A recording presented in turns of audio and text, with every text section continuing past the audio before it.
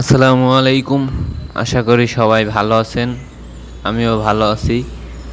তো ভিডিওতে যেই চিত্রটা দেখছেন এটা হচ্ছে গ্রামের অঞ্চলে ধান সিদ্ধ করার একটা দৃশ্য। তো এটা বর্তমানে অনেক অঞ্চলে নাই বললেই চলে।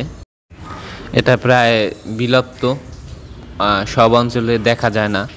দুই একটা অঞ্চলে আর কি এরকম এখনও আদি যুগের মতোই সিদ্ধ করে ধান। তো এই জায়গায় হচ্ছে এটাকে বলে তাফাল। তাফালের উপরে ধান দিয়া, তারপর পানি দিয়া, তারপর জাল দেয়, তারপর এক পর্যায়ে একটা সময় যে সিদ্ধ হয় ধান। সিদ্ধ হওয়ার পরে ধানগুলা এই পাশে যে ধানের থুপ দেখতে পাইতেছেন, এটাকে বলে ধানের থুপ। আর এভাবেই গ্রামাঞ্চলে ধানগুলা সিদ্ধ করে, তারপর রৌদে শুকাইয়া তারপর ধানগুলা কেরিকলে দিয়া ভাঙে।